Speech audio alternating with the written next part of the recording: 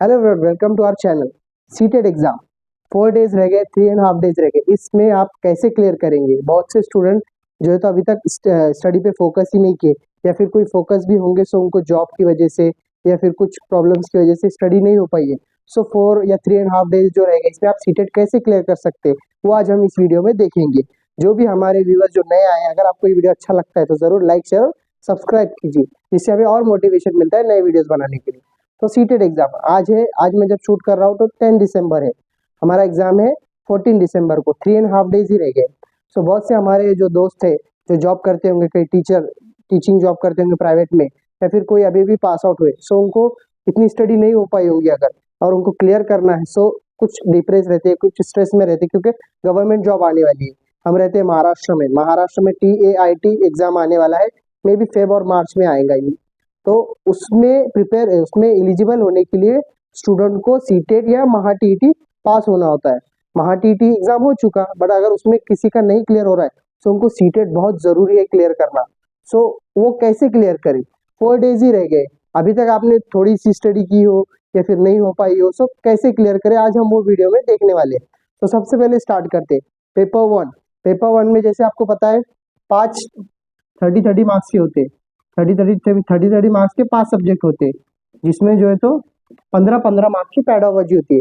सबसे पहले CDP, दूसरे इसमें EVS, तीसरे इसमें मैथ्स, और फोर्थ इसमें लैंग्वेज 1 और लैंग्वेज 2। सबसे पहले जो है तो CDP होती है। CDP में भी जो आप पढ़ रहे होंगे, हमारे इस चैनल पर प्रीवियस ईयर क्वेश्चन हमने बहुत अपलोड किए, जो कि एंडिंग मोमेंट पे आप प्रीवियस ईयर क्वेश्चन जितने आप देखेंगे उतना आपको कंसेप्ट क्लियर होगा कि किस तरह के एग्जाम में क्वेश्चन पूछता है। तो हमारे इस चैनल पर प्रीवियस ईयर क्वेश्चन हमने बहुत सारे अपलोड किए वीडियोस, आप जरूर जाकर देखिए, जिससे आपका कंसेप्ट क्लियर हो जाएगा। अब हम बात कर रहे थे CDP में जो है तो 30 मार्क्स का होता है, 15 मार्क्स का कंटेंट होता है, जो भी हमारे पैजे वैगोस्की कोलबर्ग और डेवलपमेंट के बारे में पूछता है। सो 15 मार्क्स का आता है, और 15 मार्क्स का आता है पेडागोजी। Pedagogy means what? आप किस तरह पढ़ाएंगे, बच्चा अगर कहीं लैग कर रहा है, ऐसे रेमेडियल टीचिंग किस तरह देनी है, बच्चे को इसके फोल्डिंग किस तरह करनी है, जो भी है पेडागोजी रिलेटेड पढ़ाने का तरीका। अगर आपकी पेडागोजी अच्छी हो जाती है, हमारे पेडागोजी के बहुत सारे वीडियोस चैनल पर है। सो प्रीवियस ईयर क्वेश्चन कर हमने लिया है। सो अगर आप वो वीडियोस देख ले तो आपको बहुत हेल्प मिलेगी। सो 15 मार्क का कंटेंट होता है। कंटेंट अगर आप नहीं पढ़ पाए तो पेडागोजी अच्छे से कर लिए, एंडिंग मोमेंट पर प्रीवियस ईयर क्वेश्चन देखिए। 30 मार्क्स का EVS होता है, तो 30 मार्क्स के EVS में उसमें भी 15 मार्क का पेडागोजी और 15 मार्क का कंटेंट होता है। 15 मार्क का कंटेंट कौन सा होता है? NCERT बुक होती है 3rd to 5th स्टैंडर्ड। अगर आपकी पढ़ना नहीं हुआ हो, जैसे कि कन्नौज जिले में इत्तर के लिए फेमस है, जूम फार्मिंग वगैरह, आसाम में बैम्बो ब्रिज के घर होते हैं, इस तरह का कंटेंट होता है। कंटेंट आता है 15 मार्क्स के लिए, जो कि NCERT से आता है 3rd to 5th स्टैंडर्ड, और 15 मार्क की पेडागोजी। EVS की पेडागोजी पूछी जाती है। EVS की पेडागोजी भी अवेलेबल है चैनल पर, सो आप जरूर जाकर देखें। सो इस तरह 15-15 30 मार्क का ये होता है, ठीक है। और फिर मैथ्स में भी वैसी 15 मार्क्स का कंटेंट, 15 मार्क्स की पेडागोजी।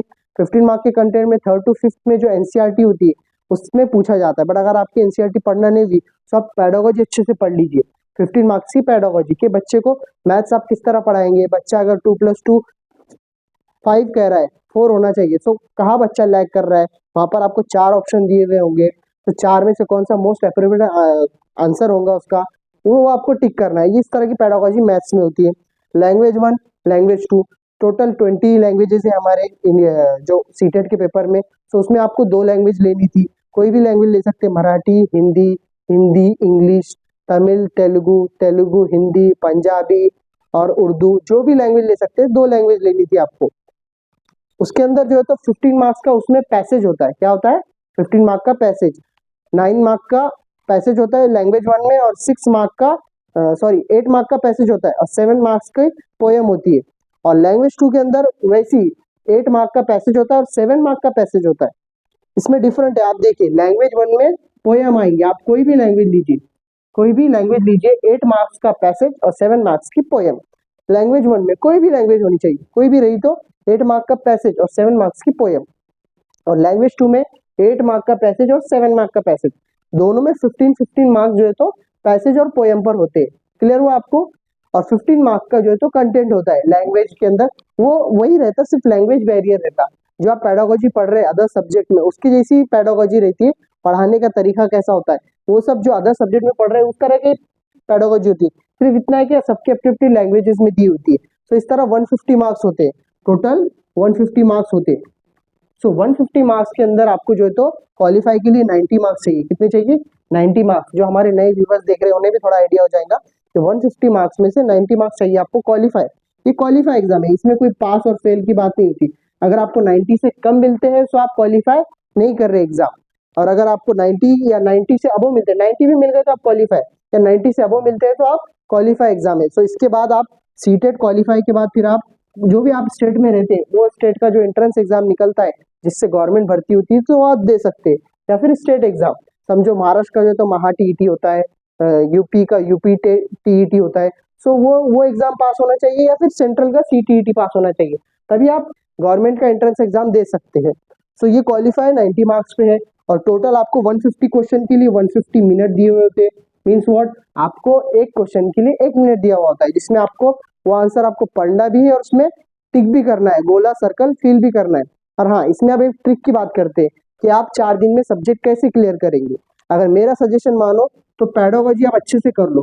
पेडागोजी अच्छे से कर लो मीन्स व्हाट, 15 फाइजा 15 सॉरी 15 फाइजा 75, 15 मार्क्स की पेडागोजी हर सब्जेक्ट में, 1 2 3 4 5 सब्जेक्ट में 15 मार्क्स की pedagogy multiply by 5 subject, total 75 marks आपके पेडागोजी में ही होते हैं। अगर आप पेडागोजी अच्छे से कर लेते, अगर आपको यहाँ पर 60 मार्क्स भी मिल जाते, कितने 75 आउट ऑफ 60 मार्क्स भी मिल जाते, सो 30 मार्क्स आपको कंटेंट में आसानी से मिल जाएंगे अगर आपने थोड़ी बहुत भी स्टडी की है अगर तो। अगर कोई बहुत से फ्रेशर स्टूडेंट होते कि नहीं हम तो जाएंगे वैसे ही दे देंगे, हमारे पास बहुत माइंड है, बगैर पढ़े लिखे कोई सीटेट पास नहीं करता। अगर आप बहुत ही नॉलेज वाले, बहुत ज्ञानी है आप, सो आप 55-60 तक आएंगे। अच्छे से अच्छे होशियार बच्चे, अच्छे होशियार स्टूडेंट 55-60 तक ही जाते हैं, जिसने बिल्कुल कुछ ही नहीं पढ़ा हो। बट अगर आप पढ़कर जाएंगे, पेडागोजी आपकी अच्छी करेंगे 75 मार्क्स की, अगर आप 60 मार्क्स भी पेडागोजी में लेते, फॉर रिमेनिंग कितना बचा, 15 15 15 15 15 75 मार्क्स का कंटेंट रहा। उसमें से भी आप देखिए, ये दोनों पोएम सॉरी लैंग्वेज 1 में एक पैसेज का होता है और लैंग्वेज 2 में पैसेज, ये 15 मार्क्स आपको अप्रोक्स मिल सकते हैं, इसके 15 और इसके 15। 30 में से अगर आपको 25 भी मिल गए, सो देखिए आपको 60 प्लस 25 कितने हो रहे हैं, 85 मार्क्स। देखिए 85 मार्क्स आपको ऐसे ही मिल गए, सिर्फ आपको थोड़ी 7-8 मार्क्स की मेहनत करनी होगी जिससे आप 90 क्वालिफाई कर जाए। सो बोलने का मतलब ये है कि सिर्फ 4 डेज ही बचे, सो आप इसमें स्टडी कैसी करेंगे, इसलिए मैंने बताया हो कि 5 सब्जेक्ट है, CDP, EVS, maths, language 1, language 2, सबकी 15-15 मार्क्स की पेडागोजी आप अच्छे से कर लीजिए। जो टीचर्स हमारे जो पढ़ा रहे हैं उन्हें अच्छे से आइडिया है कि टीचर्स स्टूडेंट को किस तरह पढ़ाना है, किस तरह उन्हें इंकरेज करना है, उन्हें डिस्करेज नहीं करना है, डिस्कवरी एक्सप्लोरेशन का चांस देना है, उनको अंडरस्टैंड करना है, एक्टिव लर्निंग देना है, बच्चा should be active, student should be active होना चाहिए। सो ये सब बातें अगर आप उसमें देख लेंगे तो 75 में से 60 मार्क्स आराम से मिल जाएंगे आपको पेडागोजी अगर आप अच्छी कर ले लास्ट 4 डेज में। और रिमेनिंग 25 मार्क्स मैंने इसके कहा हूँ आपको क्योंकि 15 मार्क्स के पैसेज होते हैं लैंग्वेज 1 में, 8 मार्क्स का पैसेज और 7 मार्क्स की पोएम। जो लैंग्वेज 1 जिसका बेस्ट है, जिसकी अपनी अपनी लैंग्वेज में जो लेते, सो 15 मार्क्स उन्हें फुल मिलते हैं, मेरे खुद के फुल मार्क्स आए थे। लैंग्वेज 2 में होता है थोड़ा सा 8 मार्क्स का पैसेज और 7 मार्क्स का दूसरा पैसेज, इसमें होता है कि 2-5 मार्क्स माइनस होते, तो हमने इसलिए 25 मार्क्स किया पैसेज का, दोनों लैंग्वेज का। बट 60 मार्क्स आपको जो है तो पेडागोजी के 1 2 3 4 5 सब्जेक्ट के 75 होते हैं, इसमें अगर आप 60 भी ला लेते तो 60 प्लस 25 85, और आपको चाहिए 90। अगर आप पास से तो बेस्ट, आप पास ही हो गए यहाँ पर 82 पर। सो 85 मार्क्स ऐसे ही हो रहे, सो 90 क्रॉस कर रहे हैं आपको, तो कंटेंट में आपको थोड़े बहुत तो मार्क्स मिल जाएंगे। कुछ तो मैथ्स आता होगा आपको, अगर आपने उतना भी मैथ्स सॉल्व कर दिया तो आपको मार्क्स मिल सकते हैं। सो बेस्ट इसलिए बता रहा हूँ मैं कि जिसकी अभी तक स्टडी नहीं हुई, लास्ट 4 डेज बचे, उनको क्लियर करना है। उनका 2-3 महीने में अगर एंट्रेंस एग्जाम आ रहा है गवर्नमेंट का, स्टेट का जो आपका एग्जाम आ रहा है, तो आप अगर सीटेट पास रहे सो ये आप गवर्नमेंट जॉब के लिए एग्जाम के लिए एलिजिबल रहेंगे। सो इनके लिए मैं ये तरीका बता रहा हूँ कि आप सीडीपी अच्छे से कर लीजिए लास्ट 4 डेज में, और 75 आउट ऑफ 60 मार्क्स आने चाहिए आपके कम से कम। और 30 मार्क्स में से दोनों पैसेज के 30 मार्क्स में से लैंग्वेज 1 लैंग्वेज 2 25 भी आ गए तो आपके 85 मार्क्स मिल जाते हैं आपको। सिंपल। ये अगर तरीका आपने अपनाए सो गारंटी है कि आप निकल जाएंगे, आप क्वालिफाई कर जाएंगे, 90 100 प्लस कर लेंगे आप। Same formula for paper 2। Paper 2 में कुछ डिफरेंट नहीं होता, सीडीपी पूछी जाती है 11 टू 14 ईयर्स की रिगार्डिंग, 11 टू 14 ईयर्स, कुछ डिफरेंस नहीं है। सीडीपी जो पूछी जाती है 11 टू 14 ईयर्स के बच्चों को ध्यान में रखते हुए, क्योंकि वो बच्चे होते हैं 6 टू 8 स्टैंडर्ड तक के, 6 टू 8 स्टैंडर्ड तक के बच्चे होते हैं, उनकी एज होती है 11 टू 14 ईयर्स। तो यहाँ पर सीडीपी जो पूछी जाती है उनके एज के अकॉर्डिंग पूछी जाती है। उसमें भी सेम 15 मार्क का कंटेंट, 15 मार्क का पेडागोजी। अगर आप पेडागोजी अच्छे से कर ले तो 15 मार्क्स का कंटेंट, अगर आपने कुछ होगा पता आपको, अगर कुछ स्टडी किए होंगे जो अभी भी स्टार्ट किए, तो आपको मिल जाएंगे 15 मार्क्स पेडागोजी के। और मैथ्स और साइंस, ये अगर आपको थोड़ा बहुत कंटेंट देखना होगा पेपर 2 के लिए, क्योंकि कंटेंट एनसीईआरटी में से पूछा जाता है 6 टू 8 का साइंस का, 6 टू 8 और मैथ्स का 6 टू 8 एनसीईआरटी। तो ये 20 मार्क्स का कंटेंट होता है और उस दोनों की 10 मार्क्स की पेडागोजी मैथ्स की और 10 मार्क्स की पेडागोजी साइंस की। सो टोटल 60 मार्क्स हो गए, टोटल 60 मार्क्स हो गए मैथ साइंस के। और अगर किसी का बीए है जिसने एसएसटी लिया है तो उसका एसएसटी में जो है तो 40 मार्क्स का कंटेंट होता है, जिसमें 6 टू 8 की एनसीईआरटी पूछी जाती है सोशल स्टडीज की, उसमें अलग पॉलिटिकल साइंस ज्योग्राफी सब आता है उसमें। तो 40 मार्क्स का वो कंटेंट होता है, 20 मार्क्स का पेडागोजी होता है एसएसटी में। और वो कंपैरिजन में मैथ साइंस में 20 मार्क्स का मैथ्स और 20 मार्क्स का साइंस कंटेंट और 10 मार्क्स का मैथ्स पेडागोजी और 10 साइंस पेडागोजी। सो 60 मार्क्स इस तरह डिवाइड होते हैं। बट लैंग्वेज 1 लैंग्वेज 2 दोनों में सेम होता है, उसमें भी 15 मार्क का पैसेज आता है और 15 मार्क का लैंग्वेज 2 में पैसेज आता है। सो इसमें भी आपको जो है तो ऑलमोस्ट 60 मार्क्स आपके एनी हाउ हो जाते हैं। किस तरह? सीडीपी और लैंग्वेज 1 लैंग्वेज 2 से एनी हाउ। बट अगर आप थोड़ा पेडागोजी अच्छे से कर ले मैथ साइंस का, और उसके थोड़ा सा आपको साइंस का थोड़ा नॉलेज हो, मैथ्स के थोड़े से आप बेसिक फॉर्मूले जानते हो, सो आप आराम से कर सकते हैं। क्योंकि हमारे बहुत से दोस्त व्यूवर्स ऐसे जो कहीं पढ़ाते हैं, सो उनके डेली हैबिट्स में से मैथ साइंस तो वो उतना क्लियर कर सकते हैं। सो अगर आप पेडागोजी अच्छे से कर ले, मेरा फाइनली ये आंसर है कि अगर पेडागोजी आप अच्छे से कर ले तो आपका सब्जेक्ट आराम से क्लियर हो सकता है। क्योंकि आप daily day to day life में आप पढ़ा रहे हैं कहीं ना कहीं, या फिर जो नहीं पढ़ा रहे हैं उनके लिए भी बेसिक्स होता है मैथ्स। 1 to 5 का मैथ्स भी बेसिक होता है और 6 to 8 का मैथ्स भी बेसिक होता है। आप 2 to 5 मार्क्स कंटेंट के मार्क्स ला ही सकते हैं। ठीक है, इस तरह क्लियर कर सकते हैं आप 4 डेज में। अब इसमें हम पॉजिटिव निगेटिव पॉइंट्स की बात करेंगे, सीडीपी में अक्सर पूछे जाते हैं। ये पॉइंट्स अच्छे से याद रखिए, जहां आपको ये पॉइंट्स दिखे तो आपको 4 ऑप्शन में से एक अप्रोप्रिएट आंसर सिलेक्ट करना है। सो जहां पर आपको ये दिख रहा क्वेश्चन से रिलेटेड तो आप उसमें टिक कर दीजिए। जहां पर बात आ रही इंक्लूसिव एजुकेशन की पॉजिटिव पॉइंट्स में, तो हाँ इंक्लूसिव एजुकेशन बच्चे को देने की बात कर रहे हैं, तो ये पॉइंट भी करेक्ट है। जहां पर बात आ रही student should be active, active होने की बात आ रही मीन्स पॉइंट करेक्ट है। अगर वो एक्टिव नहीं है सो ये बात गलत है, स्टूडेंट शुड बी एक्टिव, सो ये पॉइंट भी पॉजिटिव है। अगर स्टूडेंट से रिलेटेड कोई भी क्वेश्चन पूछा जा रहा है पेडागोजी में, सो इट्स अ पॉजिटिव पॉइंट। ये अगर आपको दिख रहे तो ये आप आंसर टिक कर सकते हैं रिलेटेड टू क्वेश्चन। पहले क्वेश्चन पढ़ना है, इसे समझना है, बट ये आपके पॉजिटिव पॉइंट है आंसर के लिए पेडागोजी में। इंक्लूसिव एजुकेशन देना मस्ट है, ये भी अच्छी बात है, सबके लिए शिक्षा। Active, student should be active, ऐसा पैसिव बैठे रहे, बच्चा ध्यान नहीं दे रहा, आप सिर्फ पढ़ा रहे चले जा रहे, नहीं, एक्टिव होना चाहिए। डिस्कवरी का चांस मिलना चाहिए हर एक को। लर्निंग शुड बी इजी और should be back bencher front bencher, सबको आपको लर्निंग देनी है। ऐसे नहीं कि सिर्फ जो फ्रंट बेंचर से वो पढ़ रहे तो उन्हें ही पढ़ा दो, बैक बेंचर्स को आप देख भी नहीं रहे। Discussion method is a very good, debate वगैरह रखना, 4 to 5 स्टूडेंट का ग्रुप बना देना, उसमें उन्हें कहना डिस्कशन करो कि जो है तो सीमेंट रोड अच्छे हैं या फिर जो पहले के डामर रोड आते हैं वो अच्छे, तो दोनों में डिबेट होना चाहिए। तो डिस्कशन होगा उनके अंदर, नहीं यार सीमेंट रोड का क्या फॉर्मूला है, उस वजह से पानी जो है तो एब्जॉर्ब नहीं करता जमीन, जिस वजह से पानी कम जा रहा है जमीन में, और अदर वे में जो है तो सीमेंट का और कोई एडवांटेज दिखा सकते। मतलब स्टूडेंट में जो है तो डिस्कशन होगा। तो डिस्कशन वे मेथड भी गुड है। अंडरस्टैंडिंग, आप जो पढ़ा रहे हैं, जितना आपने पढ़ाया है, बच्चे ने कहाँ तक सीखा है, कहाँ तक उसका असेसमेंट हुआ है, अंडरस्टैंडिंग कितनी है, वो भी पॉजिटिव पॉइंट है। Education must be child centred education होना चाहिए। इंकरेज, स्टूडेंट को इंकरेज करिए। अगर स्टूडेंट ने कुछ आंसर क्वेश्चन पूछा तो आप उन्हें डिस्करेज नहीं करिए। आपको हमने 2 से 3 मरतबा बताया बट स्टिल आपको समझा नहीं, तो आप बैठ जाइए, आपको कुछ नहीं समझ में आता, आप उन्हें डिस्करेज नहीं कर सकते, उन्हें इनकरेज करना है, हाँ बेटा पूछो, हाँ व्हाट्स योर प्रॉब्लम, आप कहाँ लैग कर रहे हैं, ठीक है, और 2 बार बताइए, but still he doesn't understand, she doesn't understand, तो आप उनको जो है तो पर्सनली स्टाफ रूम में आप बता सकते हैं कि किस तरह सॉल्व करना है, उन्हें जो है तो एक्स्ट्रा क्लास में बिठाकर आप समझा सकते हैं। सो इस तरह उन्हें इनकरेज करना, आगे बढ़ने के लिए करना। बट आप अगर उन्हें डिस्करेज कर देंगे तो बच्चा अगली बार से आपको पूछेगा ही नहीं, कि टीचर्स तो डांट देते हैं। तो इनकरेज करना, it should be good critical thinking, कुछ बच्चा ने इनोवेटिव सोचना। अगर आपने कुछ प्रोजेक्ट दिए, मैंने प्रीवियस वीडियो में बताया हो, अगर आपने कुछ प्रोजेक्ट दिए, 20 स्टूडेंट है आपकी क्लास में या 30 स्टूडेंट है, 2 to 3 स्टूडेंट ऐसे होते हैं कुछ क्रिटिकल कर लाते, कुछ नया कर लाते, जो आपको अच्छा लगता, अदर टीचर्स को अच्छा लगता, एचएम को अच्छा लगता। सो इस तरह क्रिटिकल थिंकिंग को प्रमोट करना, अपॉर्चुनिटी देना। सपोज असेंबली का राउंड है, असेंबली में जो है तो सिर्फ जो 4 to 5 स्टूडेंट पढ़ते, सिर्फ उन्हें ही चांस देना। अगर पीछे वाले बैक बेंचर्स आगे नहीं आ रहे, सामने आकर पढ़ नहीं रहे, कुछ कंपटीशन में पार्टिसिपेट नहीं ले रहे, अदर्स कंपटीशन में ड्रामा वगैरह में पार्टिसिपेट नहीं ले रहे, सो उन्हें अपॉर्चुनिटी देना, आगे बढ़ने का चांस देना। सिर्फ 4 to 5 जो पढ़ रहे हैं आप उनको ही पढ़ा रहे, it's not a good thing. तो ये positive tag words. Negative tag words क्या है?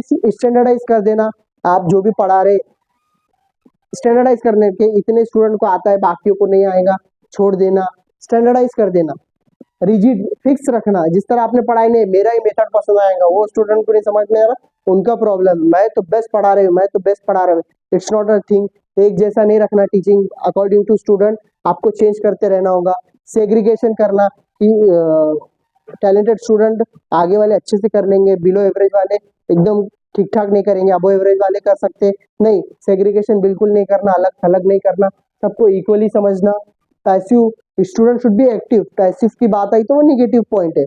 पनिशमेंट, बच्चे को पनिश नहीं करना, according to RTE 2009 right to education, आप बच्चे को पनिश नहीं कर सकते।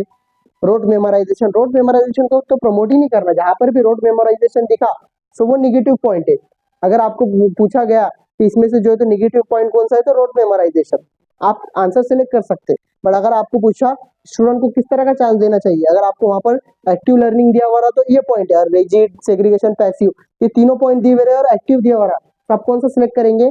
Student should be active, not rigid, segregation, passive. Okay, अगर आपको पूछा रहा नेगेटिव पॉइंट कौन सा है, तो आप बोल सकते पैसिव। अगर 3 अच्छे पॉइंट दिए हुए, अगर आपको 3 अच्छे पॉइंट दिए हुए, पूछा नेगेटिव पॉइंट कौन सा है, तो सेग्रीगेशन करना, अलग करना, इस तरह से आपको पॉइंट्स एलिमिनेट करना है।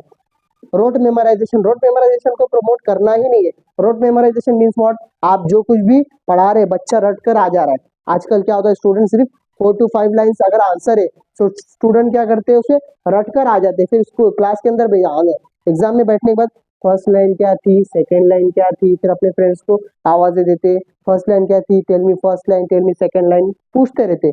सो रोट मेमोराइजेशन को प्रमोट नहीं करना, उन्हें कहना कि आप जो है तो कंसेप्ट अंडरस्टैंड कीजिए और अपनी ओन लैंग्वेज में लिखिए, जो कि थोड़े बहुत टेक्स्ट बुक के वर्ड आने चाहिए उसमें, बट आपके ओन वे में कंसेप्ट लिख लीजिए। आपको पता होगा हमारे जो है तो सिविल सर्विस एग्जाम होते हैं, MPSC के एग्जाम होते हैं, नीट के एग्जाम होते हैं, सब में 4 ऑप्शन आते हैं, जिसमें से आपको मोस्ट अप्रोप्रिएट सिलेक्ट करना होता है। वहां पर आपको नहीं पूछता कि 1 पेज भर के कंटेंट लिखिए, सो आपको कंटेंट इंपॉर्टेंट है, फिर आप आंसर आराम से टिक कर सकते हैं। सो अगर कंटेंट आपको पता है तो आप आंसर अपने वे में लिख सकते हैं with the help of text book के जो वर्ड्स है इन्वॉल्व करके।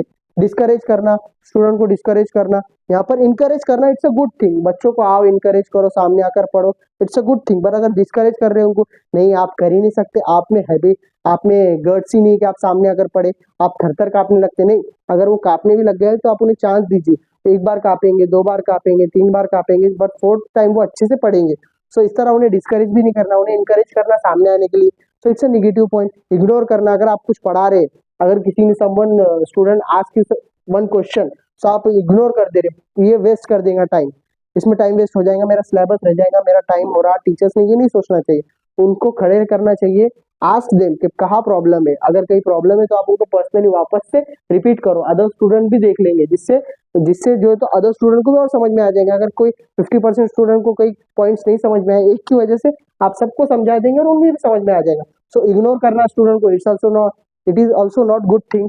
ओके, सो इस तरह आप पेपर आराम से क्लियर कर सकते हैं। एक तो इन बातों का ख्याल रखिए कि 75 पेडागोजी में से 60 मार्क्स आपके ऑलमोस्ट आने चाहिए, अगर पेडागोजी आप अच्छी कर ले 4 डेज में, और रिमेनिंग जो है तो लैंग्वेज 1 लैंग्वेज 2 के जो पैसेज होते हैं, सो उसके अंदर 30 में से आप 25 मार्क्स ले ले तो आपके 85 मार्क्स आराम से हो सकते हैं। सो रिमेनिंग 5 to 7 मार्क्स की आपको थोड़ी बहुत तो मेहनत चाहिए। सो 90 मार्क्स से आप क्वालिफाई हो सकते हैं और आपके जो स्टेट का एंट्रेंस एग्जाम है वो आप आराम से दे सकते हैं। बट ये जो तो एक्टिव और पॉजिटिव और नेगेटिव पॉइंट्स को अच्छे से देख ले कि स्टूडेंट के लिए क्या पॉजिटिव है क्या नेगेटिव, वो अकॉर्डिंग टू क्वेश्चन आपको टिक करना है। इस तरह हमने एक तरीका बताया कि आप 4 डेज में किस तरह सीटेट क्लियर कर सकते हैं। बहुत सारे हमारे जिसकी स्टडी नहीं हुई इसलिए हमने ये वे मेथड बताया है, बट एंड में आता है कि स्टडी नहीं हो पाई, सो इसलिए हमने छोटी सी एक ट्रिक बताई है। तो आप इसको जरूर फॉलो करें जिससे आपका ये सीटेट आराम से क्लियर हो जाएंगे, आप 100+ चले जाएंगे अगर ये मेथड भी आपने 2-3 दिन अच्छे से ट्राई किए तो। अगर आपको ये वीडियो अच्छा लगता है तो जरूर लाइक शेयर और सब्सक्राइब करें और हमारे इस चैनल को